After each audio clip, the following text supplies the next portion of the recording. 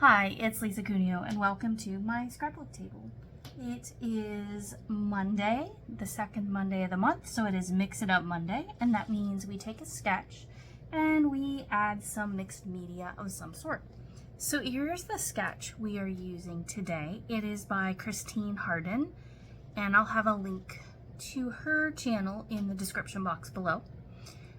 And I am going to add some mixed media by stamping and a little bit of splatter.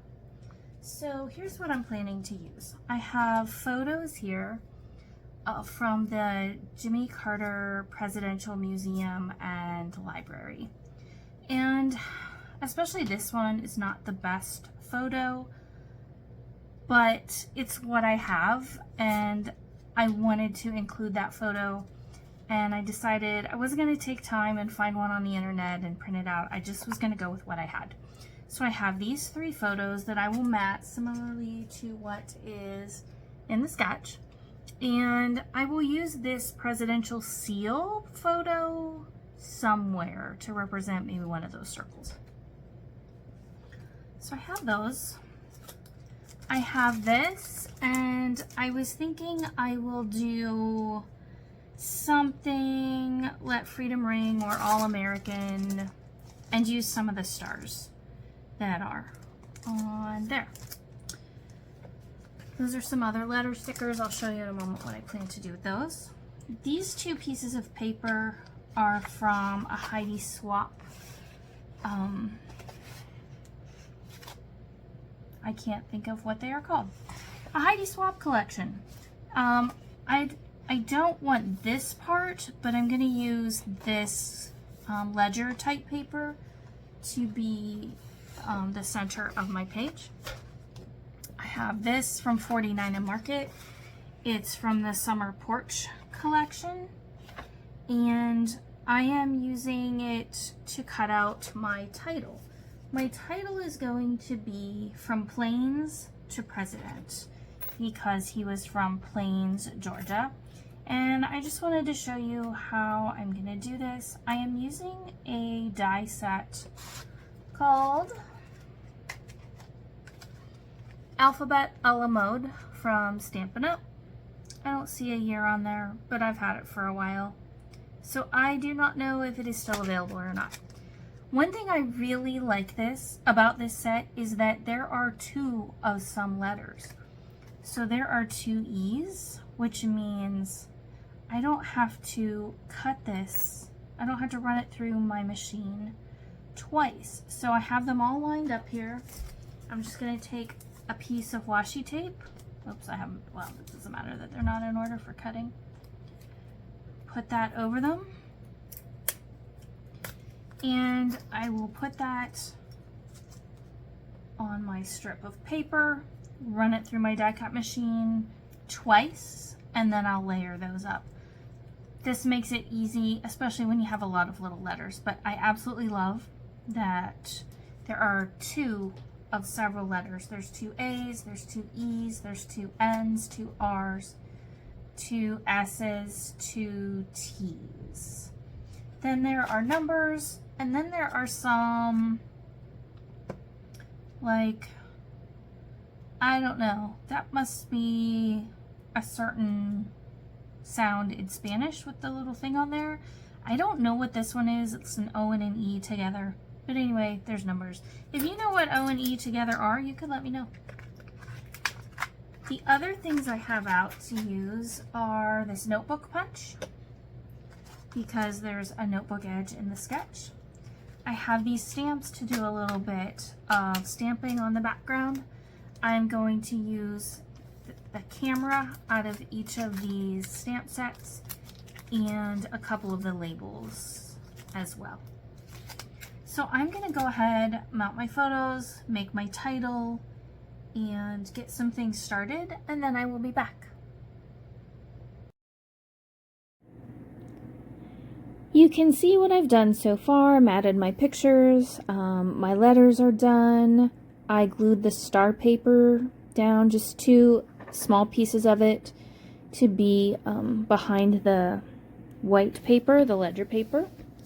And I am deciding seeing how big the letters are on the white paper so that I can then gauge where to put the photos down. And I end up off camera at the end switching the order of the photos. The right and left photo get switched, and you will see that not in this video, but if you watch Friday's video that's coming up, that's the companion page for this one, and I do show them both together, and you'll see the switch that I made and why I did that. So I'm getting these glued down. The one on the right there that's not a great picture, that is a picture, or that is on display his Nobel Peace Prize. And that's why I wanted to include it. So here I'm trying to get this straight. Even though there's lines on it, it just still seemed not straight to me. So I pry them up, use my ruler, and try to put them down again. I'm not sure they're any straighter, but I felt better about it. I noticed that there was a torn edge across the bottom in Christine's sketch, so I went ahead and did that. And the white ink that you see there, I'm sorry that I don't have video of what I did with that. I just used direct to paper and ran that ink pad in 2 different places. There you can see it on the gray background. I wanted the letters to stand out a little better than they were, and so I just decided to do that. It was okay. I don't know. Anyway, on the left there, you can see some things that I have stamped and then cut out. And now I'm adding my title from Planes to, or you can see my title from Planes to President. And now I'm adding little tiny stars from this sticker sheet. Also, there are these little teeny tiny dots on that sticker sheet.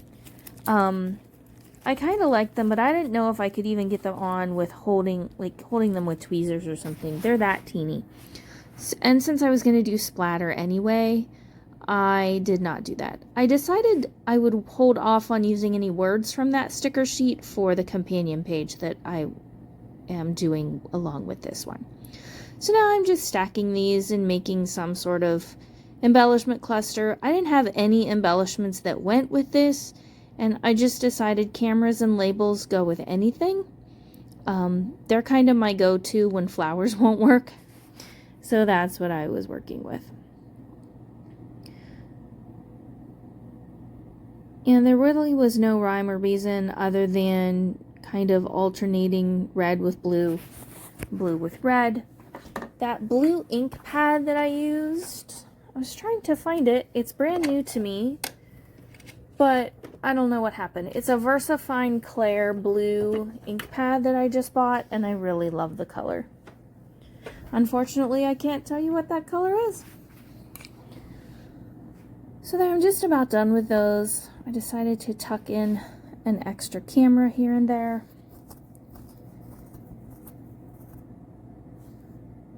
And there we go. I do some journaling in the blank space below the photos, and it just talks about a little bit about his life. If you've never read anything about him, he was quite a man. He went from growing up on a peanut farm to President of the United States, and then afterward he and his wife left quite a legacy of volunteering for Habitat for Humanity, and he actually taught Bible study at his church for many years when he moved back to Georgia. Thanks for joining me today. I really appreciate it. Thank you, Tara, for hosting this hop each month, and thanks, Christine, for the inspiration. Here's the layout. There are close-ups coming up. I hope you enjoyed this. Please give it a thumbs up if you did, or leave me a comment. And I hope you'll join me again. Bye.